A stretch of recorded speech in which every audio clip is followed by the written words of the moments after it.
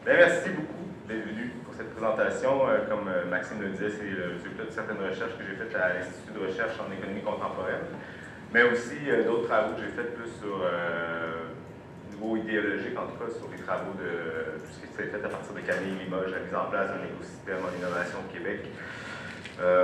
Donc, je vais faire un peu de sociologie économique en m'intéressant à l'objet économique, dans ce cas-ci plus particulièrement l'économie numérique, à trois niveaux, donc à trois dimensions. Au niveau du discours à caractère idéologique de l'économie numérique, au niveau des mesures institutionnelles qui sont mises en place pour favoriser ou stimuler la recherche en intelligence artificielle, puis enfin au niveau des pratiques, mais là au niveau des pratiques, ça va être plus le modèle d'affaires des entreprises de plateforme, transformation au niveau du travail, mais l'idée c'est de contraster les trois. Donc surtout de voir si le discours sur l'économie numérique, un discours comme on va entendre tantôt, qui est un discours un peu sur la promesse, donne ses fruits, donc permet de livrer la marchandise en quelque sorte. Donc, le lien entre capitalisme et innovation, c'est pas quelque chose de nouveau. Là. Si vous êtes familier avec les travaux de Helen Maxine-Wood, dès l'origine du capitalisme, il y a quelque chose qui se met en place comme une idéologie de l'improvement, puis aussi toute une nouvelle transformation des pratiques agricoles autour, ou plutôt dans le cadre des enclosures, du mouvement des enclosures. Donc, déjà là, il y avait une espèce de volonté de maximiser la production, le rendement des terres à travers des nouvelles techniques agricoles. Dans le cadre du capitalisme industriel que Marx a étudié, a critiqué, on voit aussi encore là l'aspect technologique qui a été mis en place de façon assez importante, surtout avec l'utilisation de la machine à vapeur, le machinisme, différentes machines avec toutes des coordonnées ensemble avec le moteur, les courroies de transmission, les outils, machines finalement qui permettent de produire le textile de façon automatisée. Donc ça renvoie à cette idée que la science et la technique sont mobilisées par le mode de production capitaliste, avec le concept d'intellect général qui a été mentionné hier également. Donc, il y avait déjà un lien assez étroit, intime, on pourrait dire, entre la technologie et le mode de production capitaliste. Il y a quand même quelque chose de nouveau qui s'opère au tournant des années, au tournant du 20e siècle, c'est le fait qu'on n'utilise plus la technologie pour augmenter la productivité ou seulement augmenter la productivité dans le cadre d'une concurrence par les prix, essentiellement. Ce qu'on fait, c'est qu'on cherche à mettre en place des laboratoires de recherche privés où on va développer des nouvelles technologies pour pouvoir les breveter, et donc contrôler le marché pendant une période déterminée. C'est ça que ça permet d'obtenir un brevet, un monopole sur la production, puis la mise en marché, la mise en circulation de certains biens. Donc ça se produit au tournant du 20e siècle, avec des compagnies comme General Electric, par exemple, qui est le modèle type d'une entreprise qui fonde son modèle d'affaires sur la recherche et le développement, avec la volonté de développer des nouvelles technologies brevetées. Donc, ça c'était pour le plan, on va le sauter, je vais juste embarquer directement dans la matière. Donc, à partir des années 1880 jusqu'à 1940, c'est ce modèle-là, c'est des corporations privées qui vont internaliser la recherche et le développement dans le cadre des laboratoires de recherche privés, qui vont réaliser des recherches pour obtenir des brevets avec le développement de nouvelles technologies. Ça se poursuit jusqu'au sortir de la Deuxième Guerre mondiale, là, ça devient le modèle d'affaires des grandes entreprises aux États-Unis, c'est assez dominant. Toujours avec un espèce de lien assez étroit établi entre la recherche et le développement, puis le département de publicité, marketing pour écouler les nouvelles technologies qu'on produit. En plein milieu de la Deuxième Guerre mondiale, à partir du moment où les États-Unis entrent dans la Deuxième Guerre mondiale, donc 1941, là on voit une relation plus étroite s'installer entre l'État puis un ensemble de grandes entreprises qui font de la recherche et du développement, pilotées essentiellement par le département de la Défense. Là, il va y avoir une espèce de synergie qui s'installe entre la recherche et le développement qui est faite par les grandes corporations, toujours dans le but d'obtenir des brevets qui vont permettre d'obtenir certains contrôles sur le marché, mais dont les objectifs sont en grande partie réalisés en partenariat avec l'État, puis avec l'État qui joue un rôle assez actif dans la détermination des objectifs de recherche. La nouvelle économie, ça c'est à partir des années 80, puis on pourrait dire jusqu'à 2010. Là, on voit une forme de désengagement de l'État, c'est-à-dire que l'État ne veut plus diriger ou déterminer les objectifs de la recherche. On veut laisser aux entreprises les initiatives en matière d'objectifs de recherche ou des buts qu'elles se donnent à poursuivre dans le cadre de leurs travaux dans leur laboratoire. Mais en même temps, on va donner une panoplie d'incitatifs aux entreprises pour favoriser l'innovation technologique, favoriser la recherche et le développement, mais tout en laissant le plus possible aux entreprises elles-mêmes les modalités ou les objectifs de recherche qu'elles veulent se donner. Donc ça, c'est à partir des années 80, donc grosse crise économique. On veut relancer l'économie, mais en même temps, on a moins de moyens, on est en pleine politique néolibérale. Donc, qu'est-ce qu'on fait? On mise sur l'innovation technologique pour essayer de favoriser la relance économique. Pourquoi je parle de nouvelle économie? C'est parce que pour ce qui est de l'économie numérique, les dimensions au niveau du discours idéologique, au niveau des institutions, des mesures institutionnelles qui sont mises en place, l'essentiel était déjà là à partir du tournant des années 2000. Donc, c'est vraiment le discours, ou plutôt la nouvelle économie elle-même, qui a mis en place une certaine infrastructure, qui a un certain discours pour favoriser l'émergence de ce qui était à l'époque une nouvelle économie, mais qui a perduré pour ce qui concerne l'économie numérique. Mais c'est surtout au niveau des pratiques d'affaires, des modèles d'affaires d'entreprise, au niveau aussi des transformations dans le milieu de travail, ou par rapport aux formes de travail, qu'il y a véritablement une nouveauté à mon sens. Donc, l'émergence de l'économie numérique se fait dans la continuité, dans la rupture avec ce qui existait auparavant, c'est-à-dire la nouvelle économie. Donc, c'est vraiment la période que je veux citer, surtout à partir des années 2000. Au niveau du discours, qu'est-ce qu'on voit apparaître? En 1994, il y a cet ouvrage qui n'est pas particulièrement agréable à lire, qui est signé par 6 auteurs. Ça a été fait à la demande du gouvernement suédois. Le gouvernement suédois qui voulait qu'on lui propose une nouvelle façon d'organiser la science et la technologie, l'écosystème technoscientifique dans son pays. Il avait demandé à des spécialistes un peu partout à travers le monde de développer une nouvelle perspective pour être mise en place dans ce pays-là. Or, on voit qu'il y a 2 acteurs assez importants, là, Michael Gibbons puis Camille Limoges. Camille Limoges va être un universitaire chercheur sur l'histoire de la science au Québec, mais il a été 2 fois sous-ministre du ministère de la Science et de la Technologie au Québec. Donc, toute la politique de la science et de la technologie et de l'innovation au Québec, c'est en grande partie le résultat des efforts déployés par Camille Limoges, qui était co-signataire de ce livre-là, puis qui a fait la promotion de ce livre-là ici au Québec. Donc, il a favorisé la pénétration de ces idées-là. Puis Michael Gibbons, ça a été un des conseillers spéciaux, puis même il a joué un rôle très important là, dans la mise en place du programme de réseau de centres d'excellence du Canada. Donc ça date des années 90, début des années 90. Puis lorsqu'on mettait en place ce réseau-là, il y avait la volonté de, justement, mettre en application la perspective générale qui était défendue dans ce livre. Donc, ça avait fait à l'époque couler beaucoup d'encre. J'imagine Gilles Gagné avait écrit un article là-dessus. Donc, peut-être que vous avez entendu parler des années 90. Moi, je n'étais pas encore étudiant universitaire à ce moment-là. On contraste donc dans ce livre-là 2 modes de production de la connaissance. Le mode 1, qui serait le mode traditionnel, ce qui existait jusque-là. Le mode 2, qui serait ce qui est en train de se mettre en place. Là, on distingue 5 caractéristiques. Moi, j'en retiens 2 ici pour synthétiser ou résumer la chose. Première affaire, on va nous dire dans le mode 1 de la production de la connaissance, donc ce qui se faisait jusqu'ici, les objectifs de recherche étaient déterminés par la curiosité des chercheurs, par leurs intérêts de recherche, par le paradigme dans lequel ils s'inscrivent. Or, nous dit-on, dans le mode 2 de la recherche, c'est désormais les intérêts des utilisateurs potentiels qui doivent déterminer les objectifs de recherche.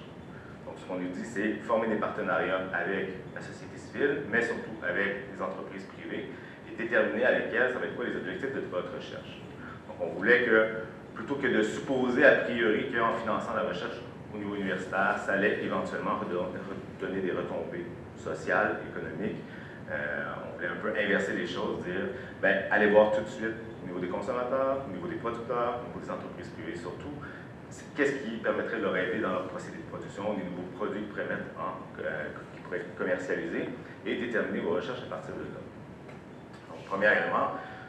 Deuxième élément, ce qu'on veut aussi, ou ce qu'on nous dit, c'est que dans le mode 1, donc la façon traditionnelle de faire de la recherche se fait dans les universités et dans les centres de recherche. Les centres de recherche sont établis sur des plus ou moins longues périodes, mais ça peut être 5 ans, 10 ans, 15 ans, 20 ans, mais relativement longues. Là, ce qu'on veut, c'est décentraliser la recherche, sortir la recherche des murs d'université, donc créer le plus possible des partenariats, des réseaux, et d'inclure dans les équipes de recherche des acteurs de la société civile. Donc, si vous faites un partenariat avec l'entreprise, l'entreprise devrait avoir des membres qui font partie de l'équipe de recherche, des membres actifs dans l'équipe de recherche, ne serait-ce que pour conseiller davantage sur quels sont leurs besoins exacts dans le développement de la technologie qui leur est destinée en bout de parcours. Donc là, ici, c'est quand même quelque chose d'important, c'est véritablement une inversion du processus qu'on disait linéaire de la recherche. Donc ça, c'était le cheval de bataille de Camille Limoges, dont je parlais tantôt. Lui, il nous disait, il faut inverser les choses, il faut inverser le processus de recherche, il faut que les objectifs de la recherche soient déterminés par la société civile et non l'inverse. Sortir en quelque sorte de la tour d'ivoire, on utilisait plein de termes comme ça pour critiquer ces sujets dans les universités. On On aboutit finalement avec une nouvelle définition de l'innovation qu'on reformule progressivement. Et dans ce terme-là, innovation, se condense en quelque sorte tout ce programme qui était mis en place pour transformer la recherche dans le milieu universitaire, puis la subordonner en quelque sorte à des buts, des objectifs, des intérêts qui étaient extérieurs.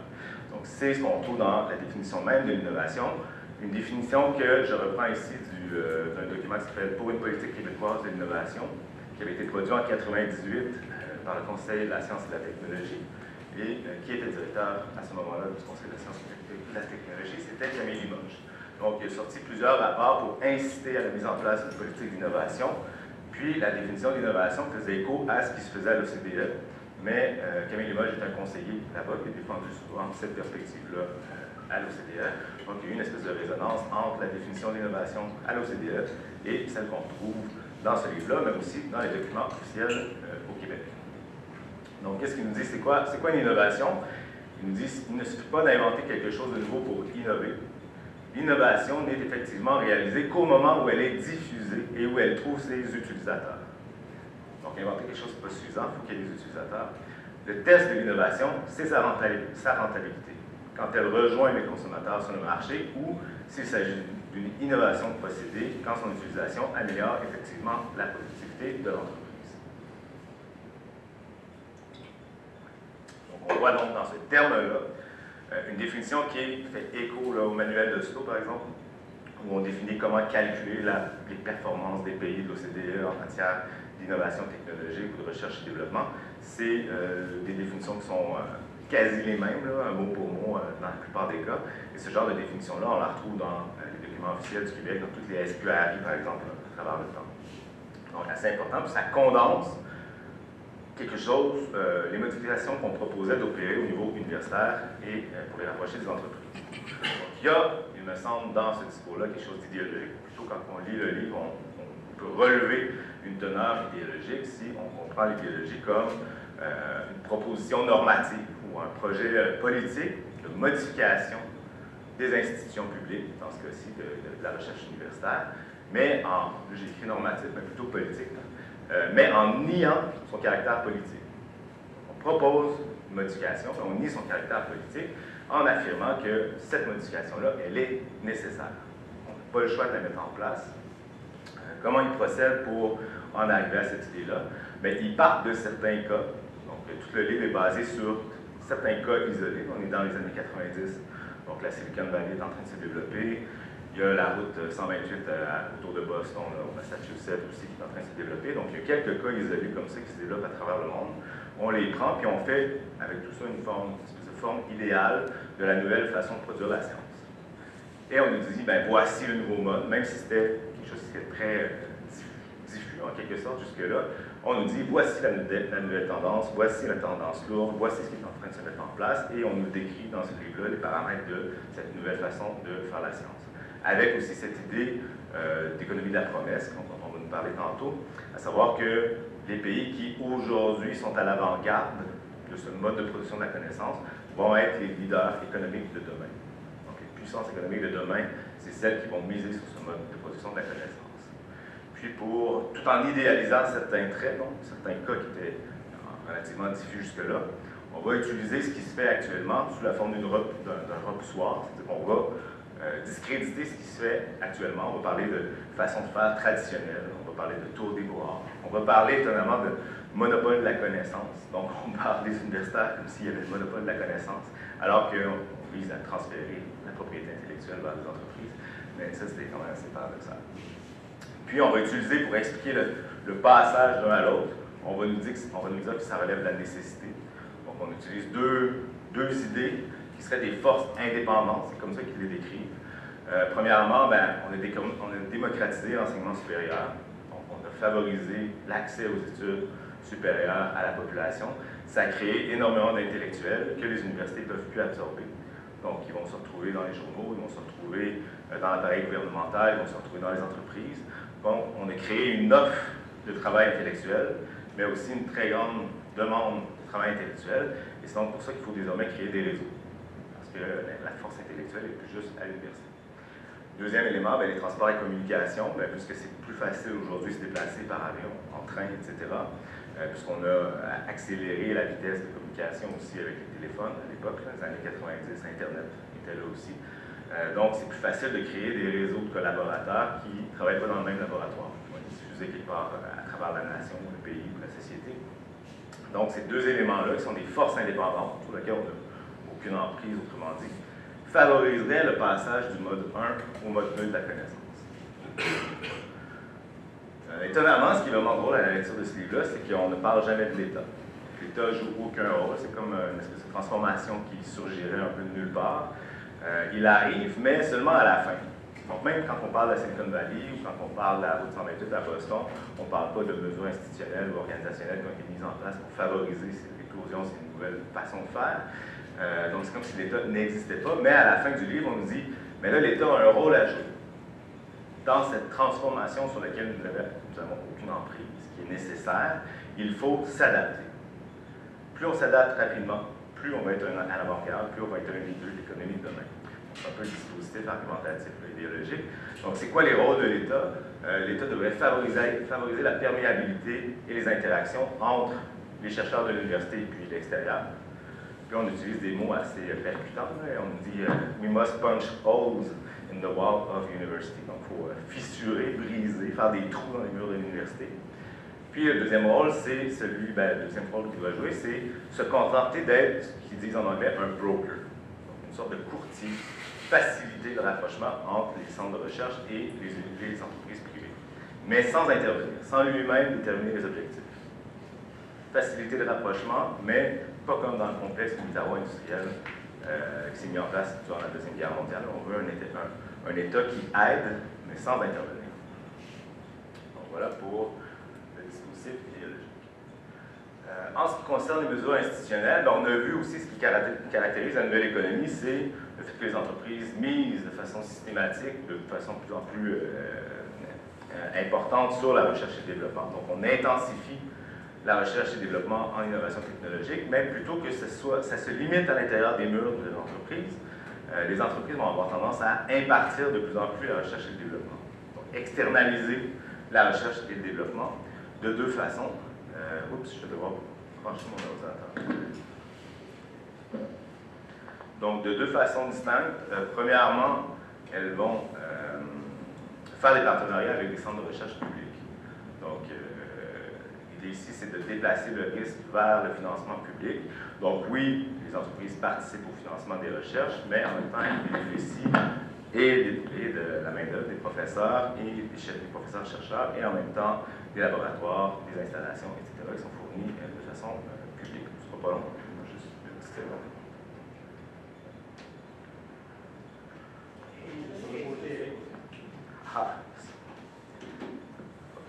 Donc, une modalité d'impartition, d'externalisation du risque qui est liée à la recherche et le développement. L'autre façon, c'est d'attendre que des entreprises émergentes, qui justement apparaissaient dans les années 90, donc que des entreprises émergentes, des startups, développent des nouvelles technologies et assument donc elles-mêmes le risque qu'elles prenaient au niveau du développement des nouvelles technologies. Donc, dans ce cas-là, les entreprises se contentent donc de prospecter, de regarder ce qui se passe au niveau des entreprises émergentes, et s'il y en a une qui développe une technologie qui peut être un élément stratégique dans leur catalogue, ils vont faire une acquisition. C'est la principale façon de sortir du capital de risque. Quand on appelle ce qu'on appelle une sortie du capital de risque, des fois c'est par une entrée à la bourse, dans un cas sur 10, 9 fois sur 10 c'est par une acquisition. Donc c'est comme ça que les investisseurs vont pouvoir avoir leur argent plus intérêt de cette façon-là. Donc pour les entreprises elles-mêmes, faire la prospection, repérer les entreprises émergentes, c'est une stratégie pour externaliser la recherche et le développement. En même temps, tout ça, c'est pas apparu de façon purement spontanée. Ça faisait écho à un ensemble de mesures institutionnelles que l'État lui-même mettait en place. Donc, un ensemble de subventions de recherche qui étaient conditionnelles à l'établissement de partenariats avec des entreprises. Donc ça, c'est le réseau de centres d'excellence dont je parlais tantôt, c'était le code type, si vous voulez. Aujourd'hui, le ministère de l'Économie et de l'Innovation, à tous les mois, sort des nouvelles subventions pour favoriser comme ça le rapprochement. C'est une condition de la subvention qu'une entreprise privée fasse partie du projet et mette, par exemple, 20 du financement qui est nécessaire.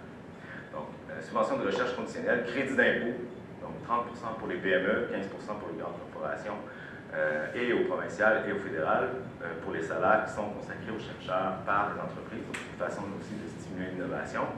Puis enfin, consolider le secteur de financement par capital de risque.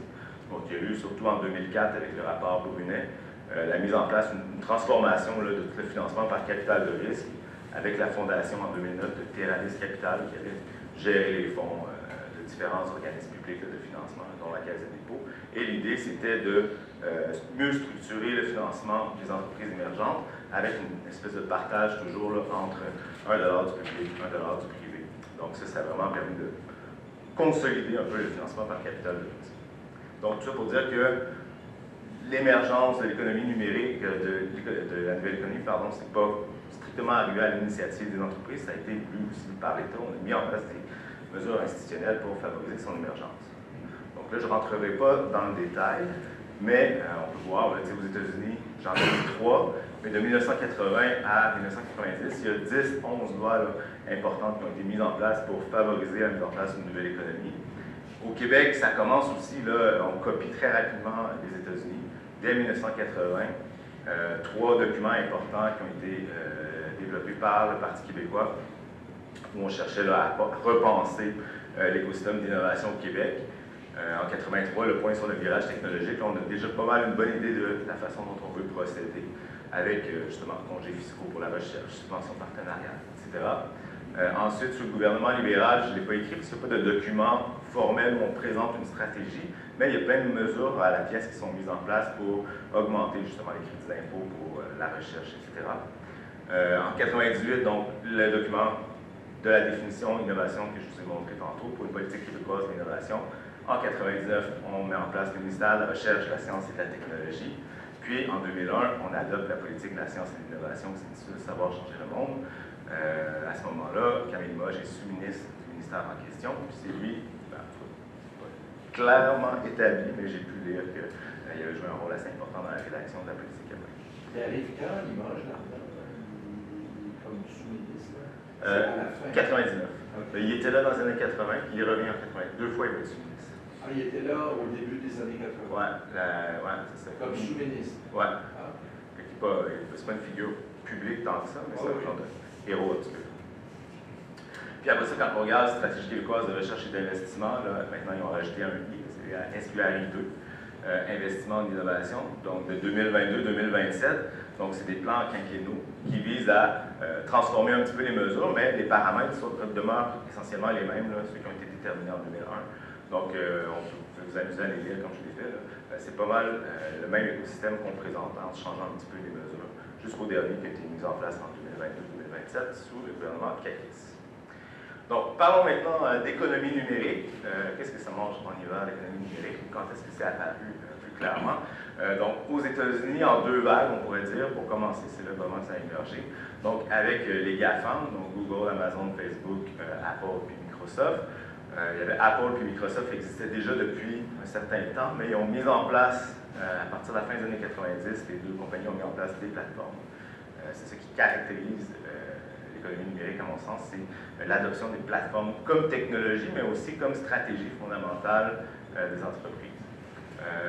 Puis aussi, Amazon, Google, Facebook, là, Google 98, Facebook 2004, c'est à ce moment-là vraiment que les grandes entreprises de plateformes apparaissent. Puis en une deuxième vague, c'est ce qu'on a appelé, très mal nommé, économie de partage, donc, je mets des guillemets, ou encore mieux nommé l'économie à la demande. Donc c'est les Uber, Airbnb, TaskRabbit, ce genre d'entreprises-là, qui jouent le rôle essentiellement d'un intermédiaire pour mettre en relation des gens. Leur plateforme sert à mettre en relation des gens qui demandent ou offrent, qui demandent un bien ou un service, et des gens qui offrent un bien ou un service. Au Québec, ça prend un petit peu plus de temps, c'est vraiment à partir de 2016, c'est l'année importante si on veut. Il y a Google Brain, donc une filiale de Google qui s'installe ici à Montréal pour travailler avec Mila, qui est dirigée par Yoshua Bengio. Puis l'année d'après, c'est la grosse ruée vers l'or au Québec. Il y a Microsoft qui vient s'installer, qui achète Manuba. Il y a IBM qui s'installe aussi pour travailler avec le Mila. Samsung, Thales, Facebook, puis DeepMind. Les 2 vont s'installer à McGill avec Joël Pinault, puis Donna Africa aussi. Donc vraiment, les entreprises arrivent. Mais là encore, ce n'est pas juste à l'initiative unique, spontanée des entreprises. De 2016 à 2018, les libéraux vont dégager 800 millions de dollars en investissement de fonds publics pour l'économie numérique dans son ensemble. C'est moi qui l'ai calculé, en allant voir les budgets. En 2016, seulement 190 millions de dollars dans le cadre du plan d'action en économie numérique qui a été mis en place par les libéraux, qui était sous l'égide de c'est Dominique Anglade qui était chargé du projet. 2019 à 2021, donc là, sous la CAQ, si on calcule tous les montants, ça fait environ 1 milliard de dollars qui est mis de l'avant pour favoriser dans toutes ces dimensions l'économie numérique. En une seule année, là, 2019, 100 millions de dollars pour 4 organismes. Ivado Labs, qui était comme la branche transfert technologique de Ivado. Scale AI, Mila, Prom Québec qui finance des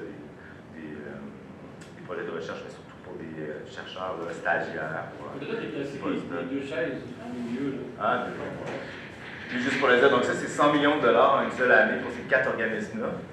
Le budget complet du FAQMT, donc sciences et technologies, toutes catégories confondues, tout projet confondu, la même année c'était 65 millions de dollars. Ça me donne une idée de où on met nos œufs, à quel endroit finalement, dans quel panier en ce moment. Ah oui, puis juste l'intelligence artificielle, là, je tombais sur cette donnée-là récemment. Le gouvernement du Québec se vantait d'avoir investi 700 millions de dollars en 6 ans, de 2017 à 2023, dans l'intelligence artificielle exclusivement. Pardon. Donc, il y a l'économie numérique, plus large, et là-dedans, il y a l'intelligence artificielle. Donc, 700 millions de dollars en 6 ans pour favoriser l'émergence de l'intelligence artificielle. Donc, on pourrait, sur cette base-là, reprendre le schéma de tantôt, puis faire une analyse institutionnelle pour montrer tous les acteurs de l'économie numérique. Je ne rentrerai pas évidemment dans le détail, mais c'est juste pour vous dire que les mesures correspondent encore aujourd'hui avec l'économie numérique à ce qui existait pour la nouvelle économie. Donc là, ça n'a pas tellement changé. Là où ça a changé, c'est au niveau, évidemment, technique. Ce n'est pas, à mon sens, le moteur de développement, c'est beaucoup plus au niveau institutionnel qu'au niveau de l'utilisation des technologies, qui est quelque chose de nouveau qui s'est développé. Mais quand même, c'est quoi au niveau technique qui a permis le développement des grandes entreprises de plateforme? C'est essentiellement 3 technologies importantes ou 3 techniques importantes. Les plateformes qui favorisent la mise en relation de personnes qui offrent des biens et des services ou qui demandent des biens et des services. Les données massives, donc ce qu'on appelle le big data, c'est les techniques d'analyse des données, parce que ces plateformes-là permettent de collecter une quantité massive de données. Donc des techniques d'analyse pour ces données-là. Puis les algorithmes d'intelligence artificielle qui permettent de traiter les données de façon relativement automatique.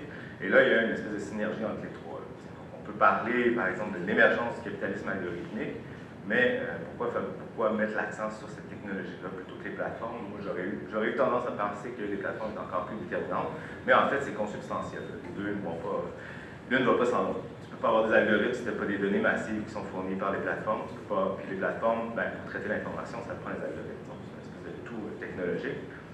Ça, c'est juste pour souligner quand même que même si on parle d'une dimension immatérielle pour l'économie numérique, là, dans la mesure où le numérique, c'est quoi? C'est l'expression et le traitement d'informations sous forme de nombres.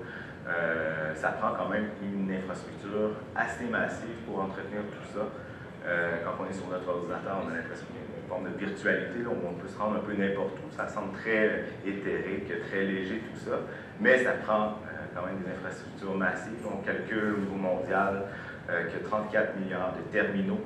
Donc, pour accéder à Internet, donc des téléphones, des ordinateurs, ça inclut aussi les montres. Donc, on est quand même assez généreux dans ce qu'on calcule. Les réseaux, c'est 1,1 milliard de routeurs à travers le monde, plus 10 millions d'antennes pour faire le relais des informations. Puis les centres de données, c'est 67 milliards de serveurs qui sont dans quelques milliers de centres de données à travers le monde. Mais ça, c'est des données qui datent déjà de 2 ans. D'après moi, ça a dû exploser. Ils faisaient des prévisions, là, mais je pense que c'est encore pire. C'est 67 millions, 6 millions, c'est pas... Millions de serveurs, oui. C'est pas milliards. Ah, j'ai dit milliards, pardon, oui. Millions. J'ai dit milliards, oui. Donc, juste pour donner une idée de l'ampleur de la consommation que ça implique au niveau énergétique, en termes d'électricité, c'est 5,5% de l'énergie qui est produite mondialement qui est consommée par cette infrastructure-là. Et ça représente aussi 3,8% des émissions de GES. Les parlements, c'est sûr qu'au Québec, bon, c'est différent de l'énergie qu'on consomme, donc les émissions de GES sont moins importantes à ce niveau-là pour ce qui est du numérique. 3,8%, c'est plus que l'industrie aéronautique. Donc, en permanence, dans le ciel, il y a entre 12 et 15 000 avions qui volent sans arrêt, qui exposent, c'est un avion qui part, mais il y a toujours 12 000 ou 15 000 avions dans le ciel qui sont là en permanence à consommer du carburant. cette consommation-là est moindre que ce qui est consommé par l'ensemble des infrastructures du numérique. Donc, juste pour c'était le petit clin d'œil environnemental. Qu'est-ce qu'il y a de véritablement nouveau pour ce qui est d'économie numérique? C'est surtout au niveau du modèle de l'entreprise de plateforme. Donc, rapidement, une des choses qui permet de faire les entreprises de plateforme, c'est d'intégrer des pratiques qui, jusque-là, des pratiques économiques, mais qui relevaient de la petite économie, on pourrait dire, ou l'économie de proximité, de voisinage, l'économie domestique. Ça peut être intégré dans le mode de production capitaliste, puis valorisé, donc être inclus et entrer dans les grands circuits du capital. Donc, par exemple, aller porter, je faisais ça quand j'étais jeune, là, mon nom dans les boîtes aux lettres des voisins pour pouvoir tomber de ma petite job de vie. Bien, là, maintenant, tu peux, avec TaskRabbit, faire ça de façon systématique et tu peux aller chercher beaucoup plus de clients, un peu plus loin, etc. Donc, tu systématises des activités qui se faisaient dans le cadre d'une certaine proximité auparavant, une petite économie ou économie domestique. Autre élément fondamental, le contrôle des données qui constitue, à mes yeux, une nouvelle forme d'avantage différentiel, comme le conceptualisait Thorsten Veblen. Il disait, ben, tu peux contrôler la technologie avec un brevet. Tu peux contrôler la production si tu contrôles l'accès aux ressources, comme le bois, le minerai. Tu peux contrôler aussi la mise en vente des marchandises si tu réussis à mousser ta marque de commerce avec les publicités. Un quatrième élément qu'il faut ajouter, je pense, aujourd'hui, c'est le contrôle des données. C'est le nerf de la guerre pour ce qui est de toute la dynamique de compétition entre les plateformes, les entreprises de plateformes. Donc ça, c'est une nouvelle forme d'avantage différentiel qui est fondamentale. C'est ça qui va être valorisé, puis c'est là-dessus qu'ils vont faire leur argent et valoriser leur capital. Au niveau du marché, il y a quelque chose d'assez particulier, c'est que c'est des entreprises qui sont purement et fondamentalement monopolistiques. Donc, quand ils mettent en place leur plateforme, ils veulent qu'il y ait un échange entre des gens qui ne relèvent pas d'elles a priori, disent-elles. Donc, il y a des biens et des services d'un côté qui demandent des biens et des services de l'autre, mais ce marché-là, donc, c'est la plateforme. Donc, on est devant non pas une concurrence de marché, on est devant une concurrence entre des marchés, entre des plateformes différentes. Et l'objectif de ces plateformes-là, c'est de monopoliser de bout en bout le marché pour une offre de biens ou de services, comme par exemple Uber le fait pour le transport de personnes. Et pour faire ça, bien, il faut s'imposer rapidement. Donc c'est pour ça que c'est des entreprises qui ont un modèle de croissance accéléré, donc souvent pendant 10 ans, 12 ans, puis même l'ensemble de leur existence sont dans le rouge, même s'ils ont des actifs incroyables, des actifs qui ont une valeur en bourse incroyable, elles sont dans le rouge parce qu'elles n'ont pas le choix de croître excessivement rapidement parce qu'elles veulent s'imposer comme seule entreprise, en ayant en tête qu'éventuellement, elles vont dominer le marché, puis là, on va pouvoir commencer à faire de l'argent. Donc, c'est ça qui est une croissance exogène. On va aussi acheter toute la compétition qu'on peut pour éviter qu'il y ait des concurrents qui pourraient prendre des... c'est-à-dire qu'une plateforme pourrait prendre le relais de la nôtre. L'idée de contrôle fondamentale aussi dans les entreprises de plateforme, c'est-à-dire que quand on accepte, si vous avez déjà eu accès à Airbnb ou Uber, on vous dit toujours acceptez-vous les règles d'utilisation. Vous dites oui, sans trop les lire, on ne fait jamais ça. Donc, ces règles d'utilisation-là déterminent les rapports des utilisateurs entre eux. Donc, même quand il y a des prestations de travail, les règles qui encadrent les prestations de travail, comme le service, par exemple, de transport de personnes de Uber, c'est réglementé par cette instance-là. Sans que l'entreprise reconnaisse qu'il s'agit du travail. Elle va toujours dire c'est des utilisateurs, il n'y a pas de travail qui se fait ici, mais en même temps, ce cadre-là va venir encadrer la façon dont les relations entre les différents utilisateurs vont être réalisées. Avec des systèmes de notation qui sont faits par les utilisateurs eux-mêmes. Donc, tu les forces à s'autodiscipliner entre eux, donc à s'assurer d'avoir un bon service, parce que celui qui est dans la voiture ne va pas te donner 5 étoiles si le service était mal rendu. Donc, tu t'externalises auprès des utilisateurs la nécessité de se discipliner entre eux. Puis, à chaque fois qu'il y a des conflits de travail, tu nies qu'il s'agit d'un conflit de travail, c'est juste une insatisfaction par rapport à un service qui a été rendu par un utilisateur envers un autre. Donc, c'est quand même toute une restructuration là, au niveau des relations de travail que ne reconnaissent pas d'ailleurs les entreprises de plateforme. Donc, justement, en parlant de travail, on voit apparaître des nouvelles formes de travail précaires puis atypiques. Donc, le travail du clic. Donc, l'intelligence artificielle, les algorithmes d'intelligence artificielle pour fonctionner. Il y a des milliers de travailleurs cachés qui vont valider les opérations continuellement. Donc, quand sur Amazon, vous achetez un produit et qu'on vous propose un autre produit en bas, des livres qu'on ne connaissait pas, qu'on a envie d'acheter soudainement. Mais la relation qui est faite entre les deux, votre achat puis quelque chose qui pourrait vous intéresser, ça repose sur un algorithme. Mais la proposition elle-même, il y a une validation qui est faite. Donc, de temps en temps, il y a des gens qui vont regarder ça et vont dire oui, c'est une proposition logique, oui, c'est une proposition logique, etc. On appelle ça le travail du clic. Donc, il y a différentes entreprises il y a des fermes à clic en Afrique, en Inde, où il y a des milliers de travailleurs qui tout ce qu'ils font, c'est vérifier les propositions comme ça, puis valider, dans le fond, les opérations qui sont réalisées par des algorithmes. Donc, c'est pas l'automatisation par l'intelligence artificielle, elle n'est pas parfaite, elle est loin d'être parfaite. Il y a une armée de travailleurs qui sont là pour les entraîner. Des fois, c'est même les personnes qui vont perdre leur emploi qui les entraînent. Donc, un traducteur, maintenant, peut traduire un texte de façon automatique. Il va avoir la phrase d'une langue d'un côté, la phrase dans l'autre langue de l'autre côté. Il va valider que la traduction est bonne, c'est correct. Mais en faisant ça, il est en train d'entraîner un algorithme qui va éventuellement pouvoir le remplacer. Voilà. Les autres formes, c'est à la demande, mais ça c'est Uber, TaskRabbit, Airbnb. C'est quand on vend un service à la pièce, mais que l'entreprise de plateforme sert d'intermédiaire. Puis en réseau, ben là c'est plus litigieux. Il y a beaucoup de monde qui vont dire ben ça c'est en fait du loisir, c'est pas vraiment du travail. Donc aller sur Facebook, faire des posts, écrire des publications sur Facebook. Ben, quand on fait ça, en général, on va dire qu'il y a 1% des gens qui utilisent Facebook, qui vont faire des publications, un 9% qui va réagir, qui vont faire des commentaires, etc. Et 90% qui, pas mal comme moi, sont plutôt passifs, vont voir de temps en temps s'il y a un colloque intéressant qui s'en vient, c'est à peu près tout. Mais ces gens-là, le 1% qui publient des choses, parfois c'est fait sur une base vraiment de loisir, on pourrait dire, mais souvent ça peut faire partie d'un travail. Donc si vous êtes un pigiste, par exemple dans le milieu culturel, comme journaliste, mais à la pièce, à la pige, ben, le fait de mousser votre réputation sur Facebook, ça fait partie de votre travail. Donc, ça devient une tâche obligatoire dans votre travail. Il y a des, comment dire, certaines personnes vont être mieux payées que d'autres par l'entremise de ce travail-là, ou sur le réseau, c'est complètement gratuit, qu'on nourrit la machine Facebook en écrivant des publications.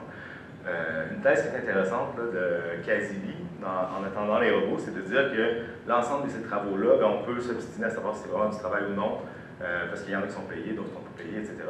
Mais ce qui est clair, ou ce qui est commun à toutes ces formes de travail-là, c'est que les entreprises nient le fait qu'il s'agit de travail.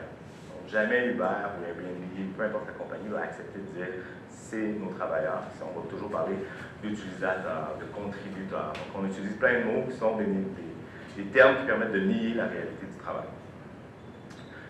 7 minutes encore. À peu près.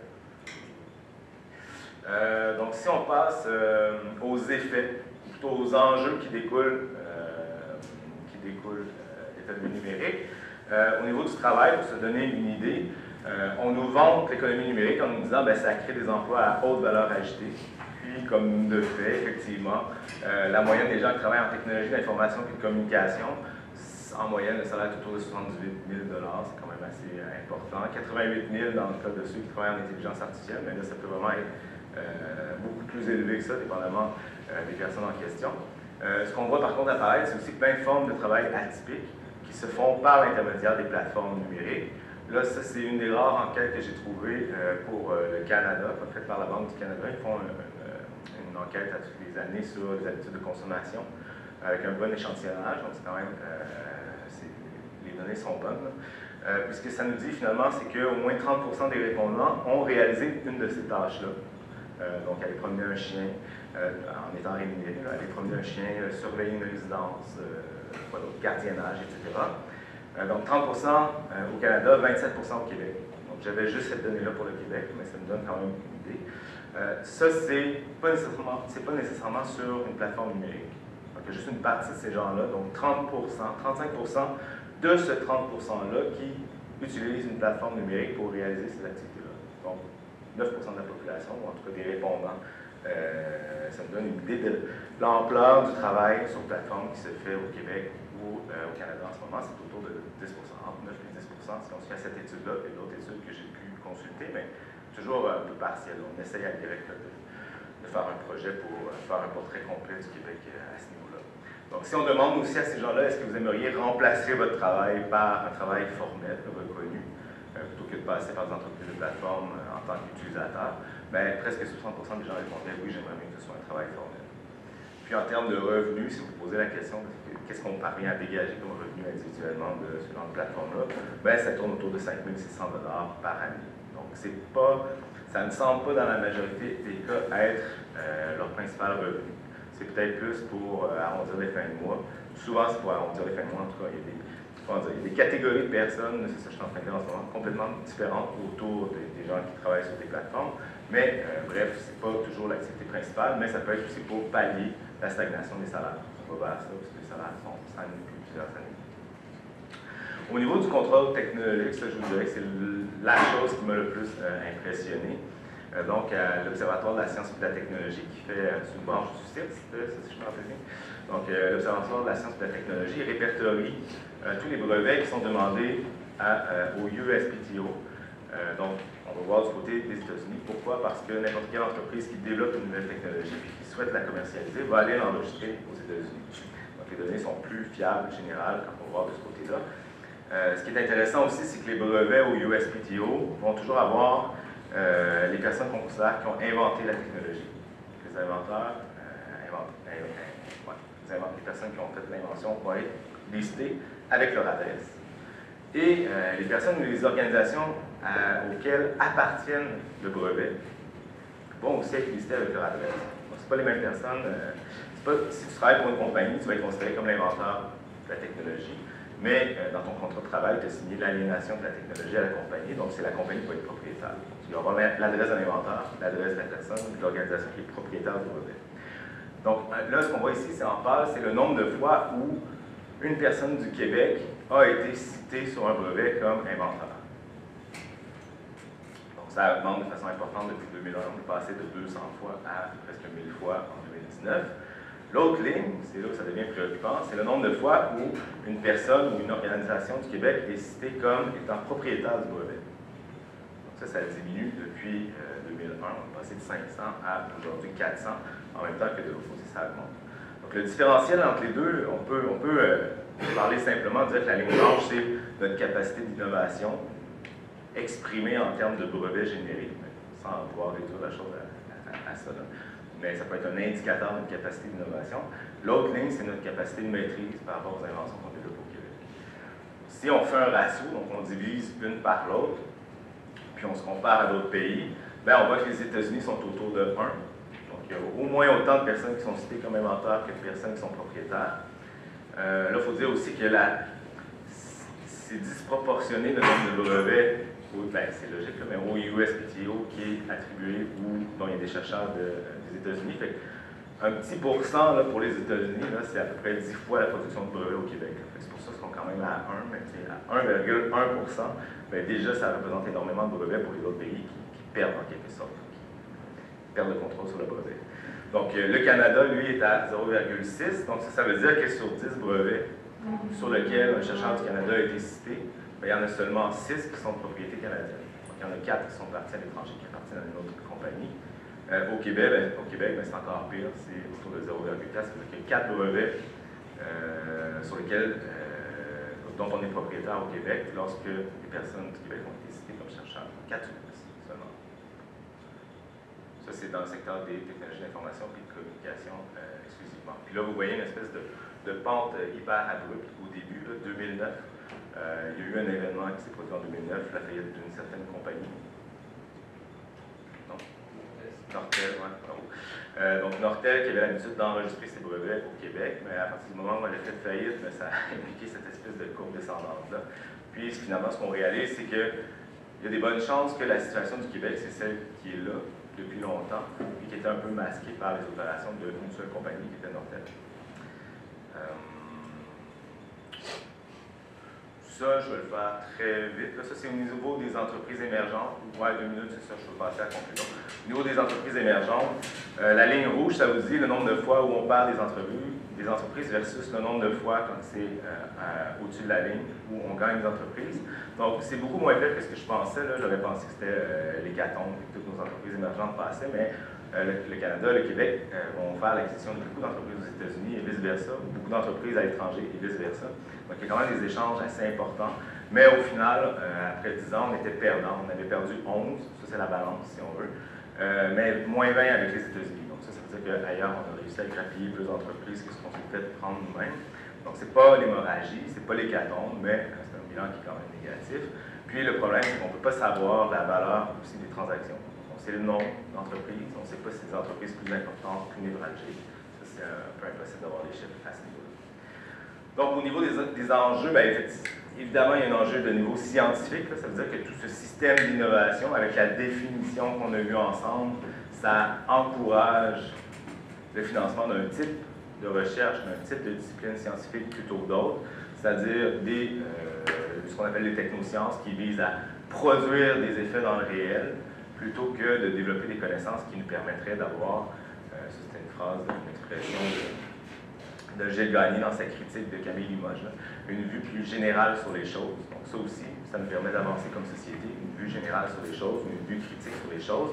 Là, on est vraiment dans le financement de disciplines scientifiques qui visent à produire des effets sur le réel, contrôler le réel. Donc ça, c'est le cas de l'économie numérique. Au niveau socio-économique, ce qu'on voit, c'est une forme d'externalisation, pas d'externalisation, mais de transfert de la recherche qui est financée publiquement vers les entreprises privées. Donc on s'aligne de recherche qui sont financées par nos propres fonds collectifs qui deviennent des intérêts, qui deviennent sous intérêts privés, avec en plus l'imposition des normes technologiques. Donc, on nous impose pour accéder à cette technologie ce frais-là, ce monopole-là qui est détenu par une compagnie par l'entremise d'un brevet. Donc on vient nous vendre en bout de parcours des technologies qu'on a aidé à développer et qu'on va payer à grands frais étant donné la rente technologique. Puis au niveau géopolitique, bon, c'est peut-être pas le meilleur des termes, mais ce qui est intéressant, c'est que en plus de transférer vers des entreprises privées les technologies qu'on développe, bien, de plus en plus, ce sont des entreprises étrangères qui vont se les accaparer. C'est une double forme d'aliénation. Non seulement on perd collectivement le contrôle sur les technologies développées, mais en plus, ça va se retrouver dans le portefeuille de l'entreprise étrangère. Donc on devient, si on veut, de plus en plus là, des espèces de sous-traitants de recherche et développement pour des grandes entreprises étrangères. Je vais finir sur cette note pessimiste.